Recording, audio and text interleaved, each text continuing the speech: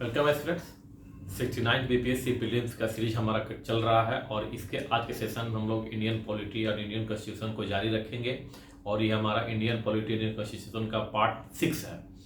और इस पार्ट 6 में हम लोग फंडामेंटल राइट्स की शुरुआत कर रहे हैं, लेकिन फंडामेंटल राइट्स की बात बाद में करेंगे। उससे पहले कुछ बेसिक बातों को समझना जरूरी है और बेसिक बात में है आर्टिकल 12। चूँकि हम जानते हैं कि आर्टिकल 12 से लेकर आर्टिकल 35 तक हमारा फंडामेंटल राइट्स हैं जो कि पार्ट 3 में है, लेकिन पहले हम लोग बात करेंगे आर्टिकल 12 के बारे में। इसके बाद नेक्स्ट सेशन में आर्टिकल 13 के बारे में बात करेंगे, तब हम लोग आएंगे फंडामेंटल्स के सारे आर्टिकल पर। तो ये जो आर्टिकल 12 है, अनुच्छेद 12 है, उसमें राज्य को परिभाषित किया गया। लेकिन यहाँ पर जो राज्य को परिभाषित किया गया है, यहाँ पर राज्य की परिभाषा देने का मुख्य कारण आर्टिकल पार्ट 3 और पार्ट 4, जो हमारा संविधान का पार्ट 3 है, भाग 3 और भाग 4 है, उसको संरक्षण देने, उसको लागू करने के संदर्भ में यहाँ पर राज्य को परिभाषित किया गया है। ठीक है, यहाँ पर जो राज्य परिभाषित किया गया है वो राजनीतिक विज्ञान के राज्य की परिभाषा से अलग है। ध्यान रखेंगे कि राज्य की परिभाषा को जो है हम दो प्रकार से देते हैं, एक पॉलिटिकल साइंस के संदर्भ में, राजनीतिक विज्ञान के संदर्भ में, और दूसरा इंडियन कॉन्स्टिट्यूशन के संदर्भ में। अगर समान तौर पर पूछे कि राज्य क्या है तो हमको बात करना है जो पॉलिटिकल साइंस में दिया गया। लेकिन अगर कोई पूछे कि आर्टिकल 12 में राज्य को किस प्रकार से परिभाषित किया गया है, तो यहाँ हम लोग जो बात करेंगे वो राज्य है। ठीक है, और यहाँ पर राज्य जो है भारतीय संविधान के भाग 3 और भाग 4 के संदर्भ में ही है, अन्य किसी भाग के संदर्भ में नहीं है। इवन कि आर्टिकल 152 में भी राज्य को परिभाषित किया गया है, लेकिन वो अलग संदर्भ में है। ठीक है, तो आइए बात करते हैं कि राजनीतिक विज्ञान में राज्य को किस प्रकार से परिभाषित किया गया। तो राजनीतिक विज्ञान में राज्य को परिभाषित करते हुए कहा गया कि राज्य वह इकाई होगा, ठीक है, जहां पर कि 4 शर्तें पूरी होती हैं। 4 शर्तें कौन कौन सी हैं? पहला, एक वहाँ पॉपुलेशन होना चाहिए, निश्चित जनसंख्या होनी चाहिए, निश्चित भू क्षेत्र हो, सरकार हो और संप्रभुता हो, सॉवरेनिटी हो। और इसके बारे में अच्छी तरह जानते हैं कि संप्रभुता क्या, सरकार क्या, भू क्षेत्र क्या है और जनसंख्या क्या है। इसके बारे में डिटेल से चर्चा करने की जरूरत नहीं है। ठीक है, ये जहाँ पर 4 चीजें होती हैं उसे राज्य का दर्जा प्राप्त होता है, स्टेट का दर्जा प्राप्त होता है। लेकिन भारतीय संविधान में जो राज्य को परिभाषित किया गया है आर्टिकल 12 में, पार्ट 3 और पार्ट 4 के संदर्भ में, ठीक है, मैंने पार्ट 4 भाग 3 और भाग 4 के संदर्भ में, यानी मौलिक अधिकार, नीति तत्व के संदर्भ में, वहां पर राज्य को परिभाषित राज्य के लिए 4 शब्दों, 4 इकाइयों को उन्होंने कहा कि राज्य हो सकती हैं, नहीं होती हैं 4। पहला, भारत की सरकार एवं संसद। ठीक है, दूसरा, राज्य की सरकारें एवं विधानमंडल। तीसरा, सभी स्थानीय प्राधिकारी और अन्य प्राधिकारी। यहाँ तो 3 के संदर्भ में कोई ज्यादा मुद्दा नहीं है। भारत की सरकार एवं संसद, राज्य की सरकार और विधानमंडल और सभी स्थानीय प्राधिकारी, इसको लेकर कोई बहुत ज्यादा कॉन्सेप्ट की जरूरत नहीं पड़ती है, क्योंकि भारत की सरकार और संसद क्लियर है, राज्य की सरकार क्लियर है।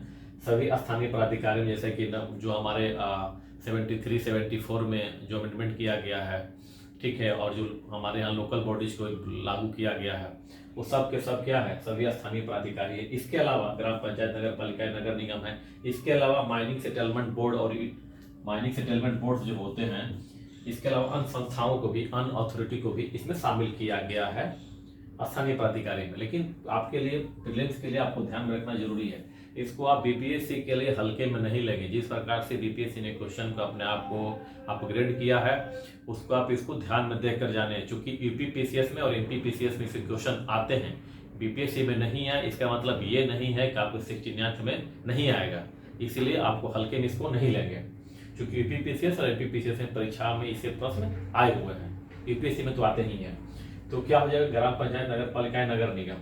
अन्य प्राधिकारी की जब बात करते हैं, तो अन्य अदर अथॉरिटी के बारे में जब बात करते हैं, तो अदर अथॉरिटी के बारे में लेकर के इसमें कई विवाद रहे हैं, जो कि समय समय पर सुप्रीम कोर्ट में गया है और बहुत सारे इसमें जजमेंट्स हैं। जब जजमेंट्स आए हैं तब नए अथॉरिटी के साथ शामिल किया गया है। लेकिन शुरुआती दिनों में जब जजमेंट हो रहा था, तब एक सिद्धांत आया था विजडम जेनेसिस का। विजडम जेनेसिस का मतलब होता है ऑफ द सेम काइंड। ठीक है, जब सेम काइंड की जो अथॉरिटी होती है, उसको कह दिया गया कि ये अदर अथॉरिटी में है। इनके साथ साथ इनको भी शामिल कर लिया गया अन्य पदाधिकारी में।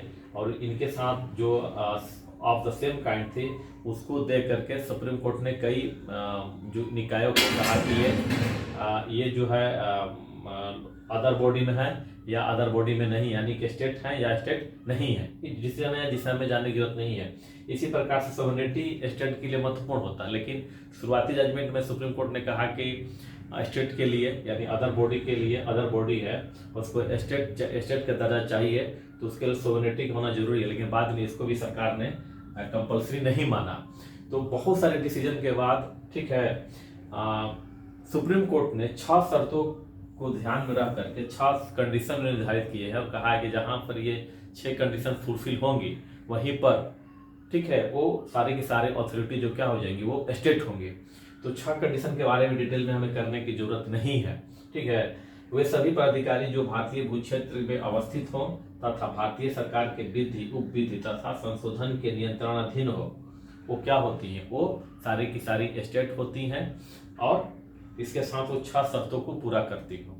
तो 6 शर्तों के बारे में मैं यहाँ बात नहीं करूंगा, उसकी कोई मतलब नहीं है, लेकिन कुछ मैं आपके सामने एग्जाम्पल प्रस्तुत कर रहा हूँ जिसे सुप्रीम कोर्ट ने समय समय पर राज्य के अंतर्गत शामिल किया है, आर्टिकल 12 के अंतर्गत शामिल किया है। अब कुछ ऐसे भी संस्थाओं का नाम दे दूंगा जिसे कि सरकार ने राज्य के अंतर्गत शामिल नहीं किया है। तो आइए उस लिस्ट को देखते हैं। ये महत्वपूर्ण है लिस्ट प्रारंभिक परीक्षा के पॉइंट ऑफ व्यू से। प्रारंभिक परीक्षा के पॉइंट ऑफ व्यू से ये 4 पॉइंट्स हैं और अभी जो लिस्ट दूंगा वो महत्वपूर्ण है, ये बीच में उतना महत्वपूर्ण नहीं है। विभिन्न न्यायिक निर्णयों के अनुसार अन्य प्राधिकारी के अंतर्गत, अन्य अथॉरिटी के अंतर्गत राज्य, ये जो 25 आपको दिए गए हैं राज्य की श्रेणी में अंतर्गत आते हैं। ये विभिन्न न्यायिक निर्णय जो सुप्रीम कोर्ट ने डिसीजन दिया है और समय समय पर इनको राज्य के अंतर्गत शामिल किया है, ये 25 हैं। इसके अलावा कोई अन्य जो है राज्य के अंतर्गत नहीं है। तो कौन कौन से हैं? जीवन बीमा निगम भी राज्य के अंतर्गत आता है, तेल और प्राकृतिक गैस आयोग, औद्योगिक वित्त निगम, विश्वविद्यालय में आते हैं, लेकिन प्राइवेट जो होते हैं वो विश्वविद्यालय नहीं आते हैं राज्य के अंदर। सेल्फ फाइनेंस जो होते हैं वो विश्वविद्यालय स्टेट में नहीं आते हैं, ध्यान रखेंगे।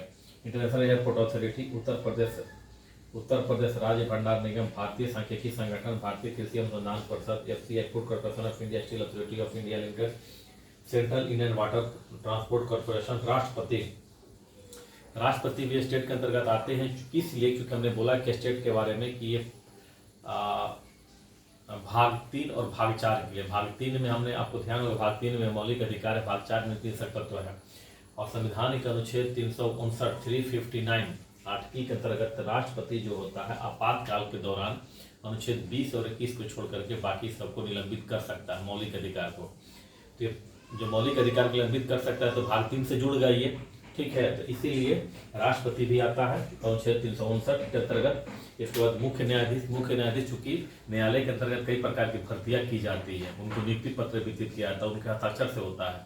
तो ये भी क्या होता है, मुख्य न्यायाधीश भी स्टेट के अंतर्गत आता है। रेलवे बोर्ड, दिल्ली विकास प्राधिकरण, बैंक और बीमा निगम, BSNL, UPSC भी आता है। उत्तर प्रदेश राज्य भंडार निगम, उत्तर प्रदेश कोऑपरेटिव बैंक, सरकारी सहायता प्राप्त स्कूल, सैनिक स्कूल, प्राइवेट स्कूल नहीं आते हैं लेकिन सरकारी स्कूल आते हैं। भागीदारी फर्म, बालक सहायता संघ, एक और है जो ध्यान में नहीं है। तो ये जो है ये सब के सब जो किसके अंतर्गत आते हैं, आर्टिकल स्टेट के अंतर्गत आते हैं, आर्टिकल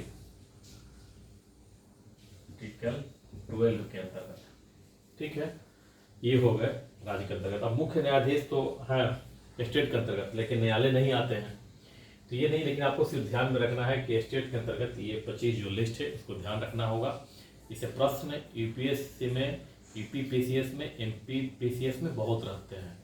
तो जिस प्रकार से UPSC ने अपने पैटर्न, जिस प्रकार से क्वेश्चन की गहराई में विस्तार किया, गहराई को जिस प्रकार से उसने और गंभीरता से बढ़ाया है, उसी प्रकार से ये संभावना है कि इसे प्रश्न आपकी BPSC में भी रहे, ठीक। आइए इससे संबंधित क्वेश्चन को देख लेते हैं। भारतीय संविधान के अनुच्छेद 12 के अंतर्गत राज्य के श्रेणी में आते हैं। तो राज्य की श्रेणी में क्या आते हैं, क्वेश्चन है। भारत की सरकार एवं संसद, B है राज्य की सरकार व विधानमंडल, C है सभी स्थानीय प्राधिकारी एवं अन्य प्राधिकारी, D उपयुक्त में से एक से अधिक, अब E है उपयुक्त में से कोई नहीं। इसी से क्वेश्चन है, भारतीय संविधान के अनुच्छेद 12 संविधान के किस किस भाग पर लागू होता है, किस किस भाग पर लागू होता है। तो भाग 3, भाग 4, भाग 5, उपयुक्त में से एक से अधिक, उपयुक्त में से कोई नहीं। तो आप क्वेश्चन को अगर आप कर लेते हैं तो आप तय मानिए कि बीपीएससी में इससे आगे जाकर क्वेश्चन नहीं रहेगा, क्योंकि उसके लिए एक नया फील्ड है, इसलिए क्वेश्चन यहीं तक जाएगा। तो थैंक यू फॉर वॉचिंग। इसका क्वेश्चन जवाब जरूर दीजिएगा।